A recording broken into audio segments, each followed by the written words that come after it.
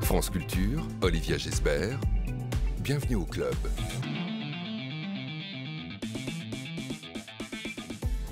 Bonjour à tous et bienvenue au Club du Vendredi. Léonora Miano vit au Togo où elle a fondé une maison d'édition. Autrice franco-camerounaise, elle publie aujourd'hui le tout premier roman qu'elle a écrit il y a 20 ans, Stardust, chez Grasset. Elle est notre première invitée ce vendredi. 12h50, le Book Club de France Culture.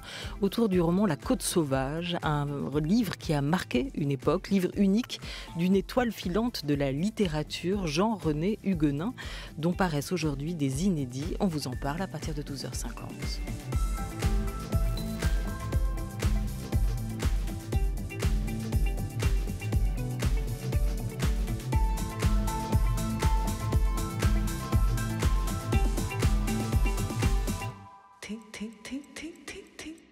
Il n'est point de désespoir si fort soit-il qui ne trouve au carrefour sa mort à l'aube.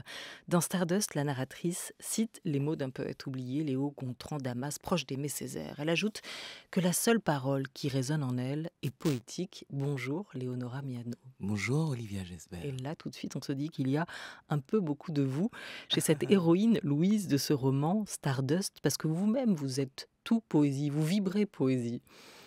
Je ne sais pas si je le dirais comme ça aujourd'hui, mais s'il y a beaucoup de moi dans Louise, c'est parce que Louise est la jeune femme que je fus, entièrement.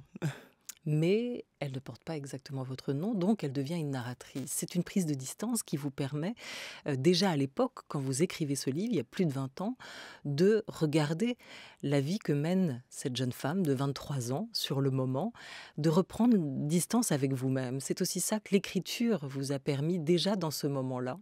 L'écriture vous a été utile pour prendre du recul.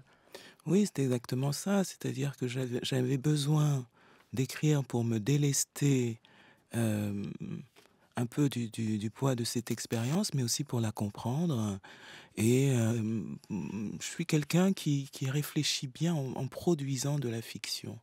Alors, j'allais pas complètement écrire une fiction, mais il fallait quand même traiter tout ce vécu de façon littéraire et faire de moi-même un personnage. Il fallait m'autoriser à construire, à choisir les événements qui seraient relatés, les figures qui seraient présentées, tout ça. Et puis à travailler aussi une langue qui permettrait de raconter. Donc tout de suite, j'ai voulu écrire un roman plutôt qu'un récit. Comment vous avez fait le choix de la langue, de cette langue pour raconter ? Je pense que c'est venu de façon assez spontanée dès lors que j'ai décidé qu'il fallait écrire. Je pense que comment dire, l'histoire elle-même impose la façon dont elle voudra être dite. Et que donc une histoire qui se passe dans la ville et dans un endroit qu'on peut appeler un peu souterrain de la ville va s'écrire, si elle est racontée par une jeune femme, dans une langue assez quotidienne et matinée d'urbanité. Oui, très belle et très simple aussi à la fois. Pourtant, le travers des premiers romans, c'est souvent qu'on essaye d'écrire et on se regarde un peu écrire. On a tendance à employer une langue plus compliquée, une langue qui résonnerait très singulièrement. On charge trop ces phrases. C'est pas du tout cette plume-là qui a été la vôtre au moment de l'écriture de ce roman Stardust. Mais je pense que ça aurait nui au propos. C'est-à-dire que ce que vous décrivez là, c'est comme quand on écrit une chanson et qu'on y met des paroles, il faut que le texte ne mange pas la musique.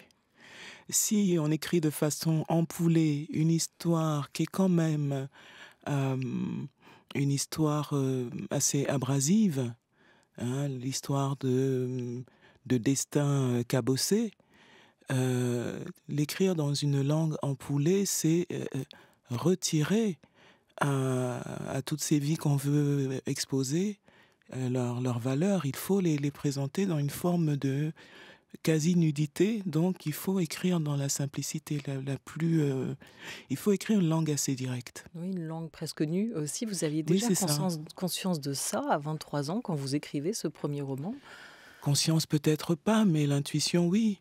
Je pense être toujours un auteur assez intuitif et savoir plus dans les tripes que dans le cerveau comment il faut écrire un texte. Et d'ailleurs, chaque fois que j'ai voulu écrire une histoire plutôt urbaine, je l'ai écrite de façon assez simple pour pouvoir restituer la vérité que je voulais exposer et qui peut parler.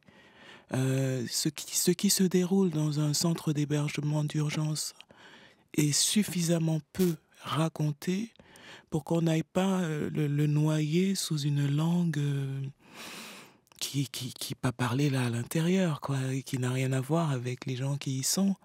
Il faut les raconter avec quelque chose dans un langage assez proche de leur réalité. Qu'est-ce que c'est une histoire, une littérature urbaine? C'est Euh, une histoire ou une littérature où la ville, le décor, prend le pouvoir sur les corps? En tout cas, c'est une littérature où et- il a de l'importance que l'histoire se déroule dans la ville. Ce fait-là est important.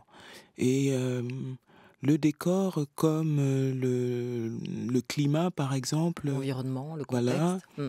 influe beaucoup sur, par exemple, le rythme. Une histoire qui se passe dans la ville, en Occident, n'a rien à voir du point de vue de son rythme avec une histoire qui se passerait dans un village africain, par exemple. Donc forcément, ça a de l'importance. Forcément, ça influe sur l'esthétique du texte. Même si l'histoire se passe au Moyen Âge ou au 19e siècle, si c'est la ville, c'est pas la campagne. Et ça change quelque chose. Stardust est un roman achevé sur le moment, mais refusé par les éditeurs, vous obligeant à vous remettre à l'ouvrage.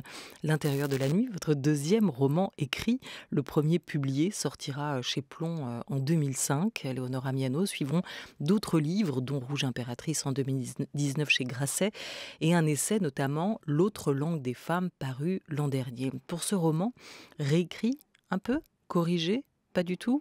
Pourquoi être passé en tout cas du vous au il, ce que vous avez raconté? Réécrit pas mal, en tout cas beaucoup travaillé jusqu'à justement la parution de mes premiers textes publiés.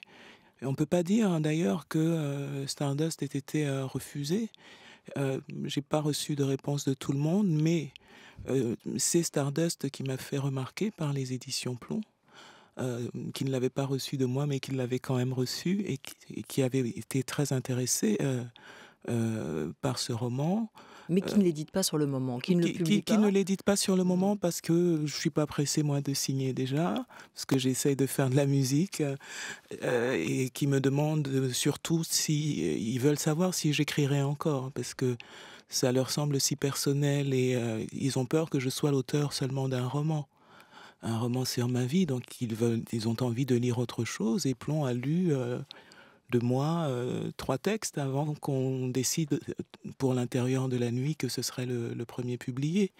Mais c'est moi qui ai refusé hein, la parution de Stardust quand on a choisi. Ils ont lu Stardust, ensuite non pas l'intérieur de la nuit, mais ce qui est devenu plus tard Sésame Chagrine, qui s'appelait à l'origine Nos chagrins et nos chaînes, que j'avais écrit l'année de mes 30 ans. Et ensuite, l'intérieur de la nuit, parce que ça, je pense que celui-là est sorti parce qu'il correspondait mieux aussi à ce qu'on attendait à l'époque de la part d'une écrivaine venue d'Afrique. C'était une histoire d'Afrique avec ses sortilèges, c'est comme ça qu'on présentait ça. Enfin bon, c'était l'Afrique, quoi. Et donc, c'est moi qui n'ai pas voulu que ça sorte tout de suite. Et donc, retravailler jusqu'à ce moment-là, parce qu'après, je n'ai plus... c'était plus vraiment un souci. J'avais pas le temps. Il fallait continuer à travailler sur la suite. Et j'étais vraiment pas pressé de le proposer au public. J'étais pas pressé d'être étiqueté SDF pour toujours, quoi. Donc je me suis dit que ce serait plus sage d'attendre de le proposer au moment opportun. Et le fait qu'il paraisse aujourd'hui, que nous soyons probablement dans ce moment opportun, nous dit forcément quelque chose de vous. Dans Stardust, vous écrivez, Léonora Miano, « Oui, cela prend un temps fou d'être soi, profondément. Empêtrée dans les convenances et les contingences, Louise a attendu longtemps de tenir elle-même les commandes. 23 ans et des poussières. Une longue incarcération dans le vouloir des autres, la remise de peine n'est pas pour l'immédiat. Il y en aura une, elle le sait, peut-être même une libération. De cela, elle n'est pas tout à fait certaine. » Elle est advenue, cette libération, Léonora Miano? Oui, je pense qu'il était temps. Et je crois elle est advenue déjà depuis un certain nombre d'années, en tout cas sans avoir fait mes adieux à cette jeune femme que je continue de porter en moi. On peut dire que le chemin parcouru est quand même très intéressant à mesurer aujourd'hui, hein, et que effectivement de nombreux verrous ont sauté, et qu'à l'approche de la cinquantaine, je me sens dans un certain confort intérieur qui permet de dévoiler aisément des choses qui étaient moins dissibles autrefois. Qu'est-ce qui a fait sauter ces verrous? Le travail sur soi, la vie, le fait que... Moi, je suis un auteur qui produit une littérature de l'introspection, hein, on l'aura remarqué. Mes personnages pensent et ressentent beaucoup, je suis souvent dans leur tête, ce qui veut dire que je suis beaucoup dans la mienne propre. J'ai été une enfant qui s'interrogeait sur le monde et sur la vie beaucoup, qui avait besoin de comprendre, et je pense avoir écrit aussi pour cette raison-là. Et je pense simplement avoir compris suffisamment de choses pour être bien dans mes pompes et accepter tout de moi-même. Donc on peut dire que chaque livre écrit, chaque livre publié est un verrou qui saute, qui a sauté dans votre vie? On peut le dire vraiment, et je peux même dire jusqu'à quel livre? Jusqu'à Crépuscule du tourment, les 2 volumes. J'ai vraiment écrit des livres pour me guérir, hein, pour me soigner, même si ces textes n'étaient pas autobiographiques. Chacun a été vraiment une marche vers, une marche dans cette ascension vers un moi plus complet, plus apaisé et plus libre. Et ça a vraiment marché. Et à partir de Rouge Impératrice, je ne produis plus du tout ce même type de littérature. Et et comme on attend la suite de Rouge, il y aura la suite de Rouge et un nouveau cycle d'écriture qui est beaucoup plus... qui est vraiment très différent, qui n'a plus à voir avec le cri, avec la blessure, avec la nécessité de s'apaiser ou même de guérir sa lignée. Mais écrire aussi pour s'amuser, quoi. Beaucoup plus. Ce livre-là, il a été écrit pour votre fille. Oui. Sur le moment déjà, oui. Ouais. Beaucoup. Vous vouliez lui laisser quoi en l'écrivant? Je veux lui laisser plein de choses, mais j'espérais lui dire des choses dont elle ne peut pas se souvenir, et c'est heureux qu'elle ne s'en souvienne pas. Mais Stardust, c'est un peu l'histoire de nos commencements. C'est un peu l'histoire de nos commencements. Elle voit la petite fille qu'elle a été. Et si le risque pouvait être couru qu'elle doute, hein, de l'amour de sa mère un jour, je crois qu'elle voit avec quelle passion elle a été aimée enfant et comment elle a compté. Parce que la petite Bliss que Louise porte dans ses bras dans Stardust, qu'elle trimballe partout avec elle. Hein. J'étais collée à mon bébé. Vous l'êtes encore? Aujourd'hui, elle a dû bien grandir aussi. C'est elle qui elle nous a décollés. Comme font si bien les enfants quand on les élève pour qu'ils soient libres, justement. Oui, sachant que ce livre, on le disait, a été écrit il y a plus de 20 ans. La narratrice, on le disait dans Stardust, c'est vous. Et Stardust raconte le parcours d'une jeune femme de 23 ans qui vit avec sa fille dans un centre de rétention, puis un centre d'hébergement, d'urgence, notamment du 19e. Avec le père, ça n'a pas marché.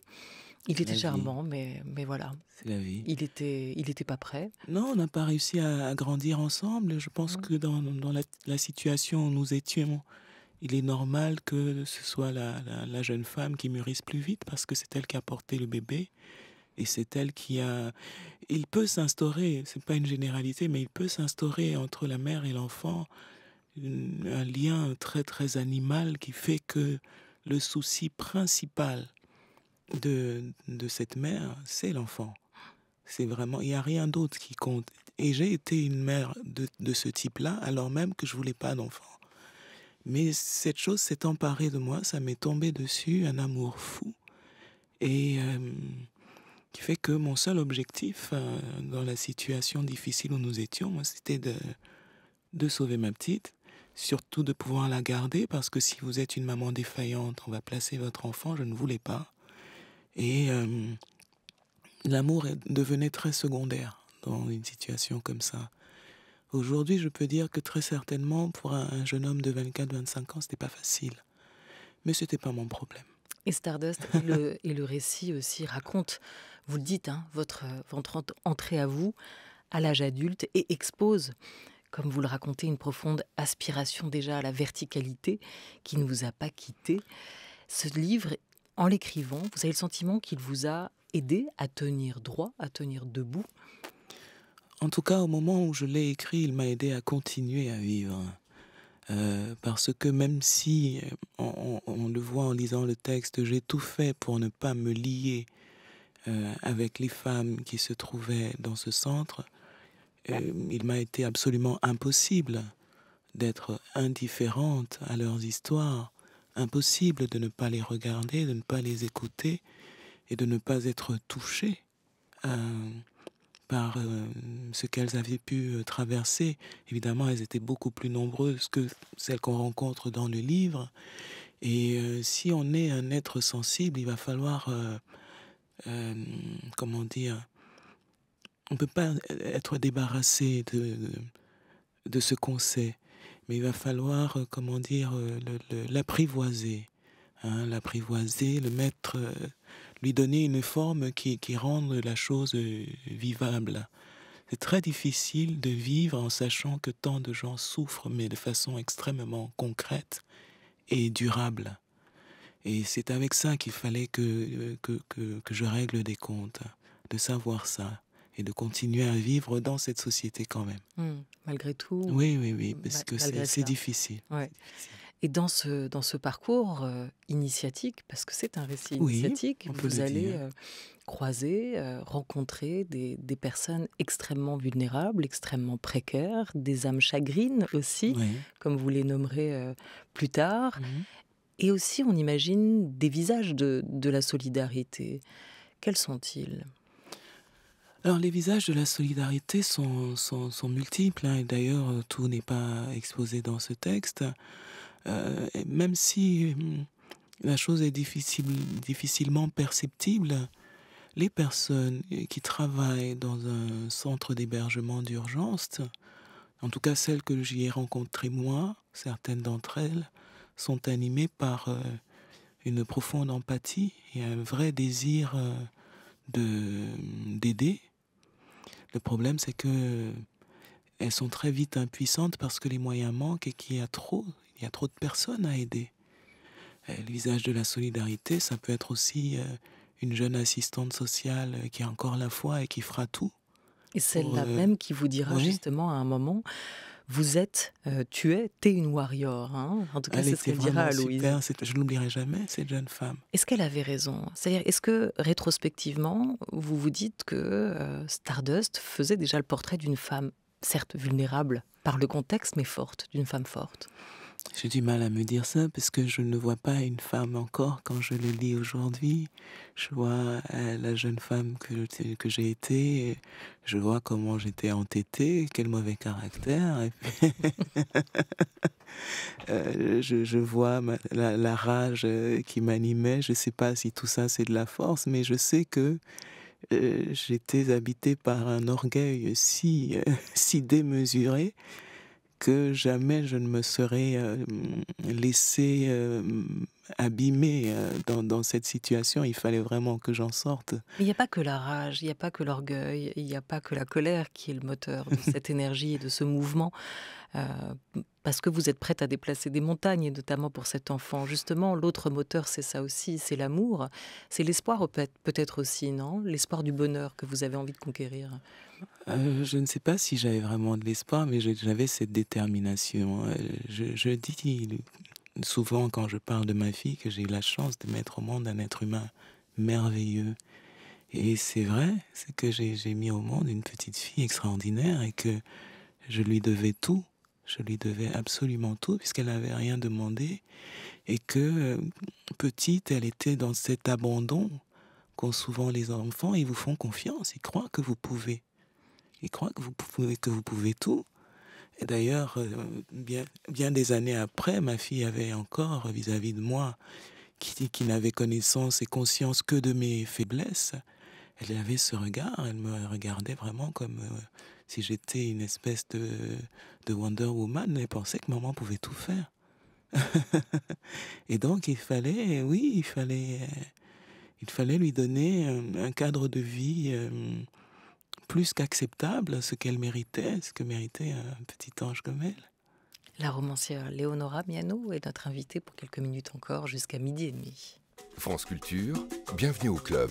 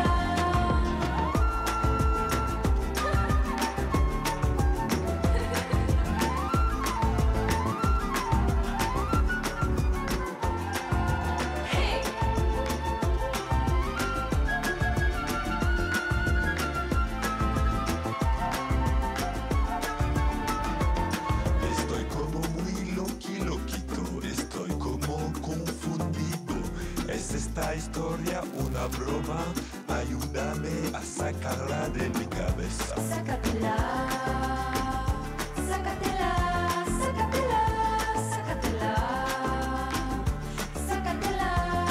Yo te lo digo, tío, tienes que olvidar a esta tía. Para los amores del mundo, de tu pobre corazón, de tu cordura.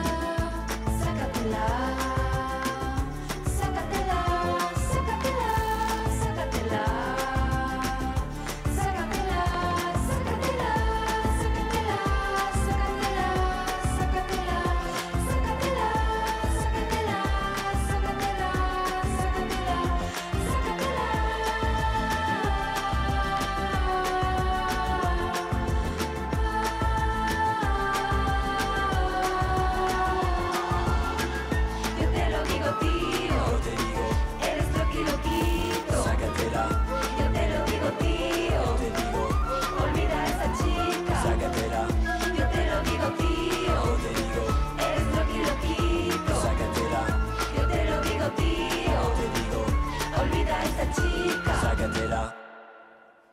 La femme, Sakatella, pour ce titre, le groupe sera en concert à Fontainebleau ce dimanche. Avec nous, Léonora Miano.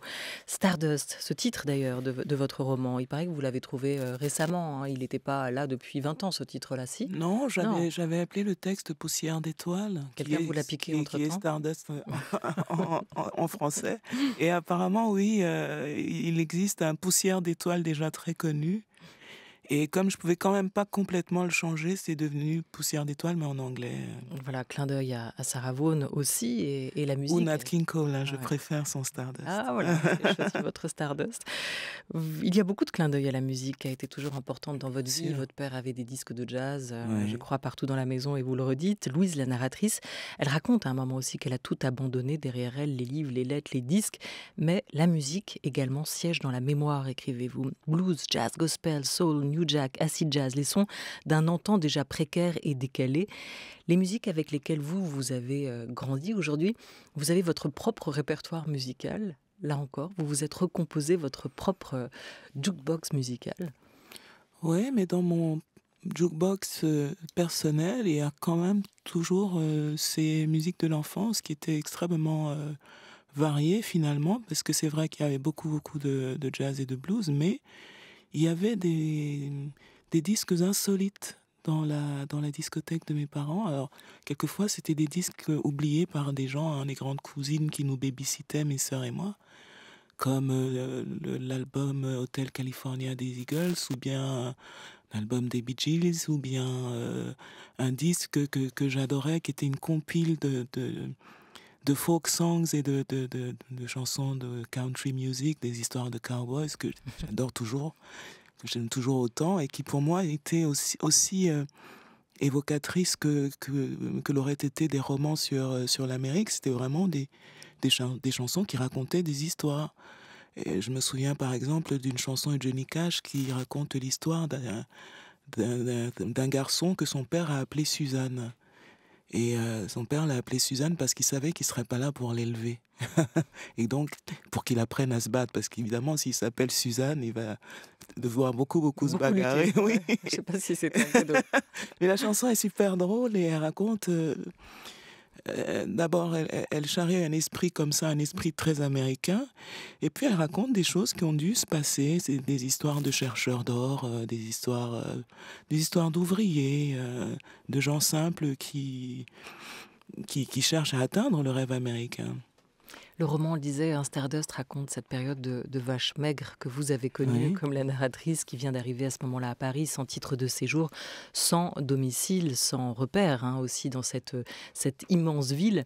Et on l'évoquait avec les premiers mots de cette émission, la poésie a quand même réussi, malgré tout, à faire son nid dans votre vie. Il y a des mots du poète comme ceux de Léo Gontran, Damas, proche d'Aimé Césaire, qui ont continué à vous habiter, y compris dans ces moments-là. Merci beaucoup à vous, Léonora Miano, Merci de votre invitation. d'être venue évoquer Stardust, ce premier roman qui vient de paraître chez Grasset. Merci.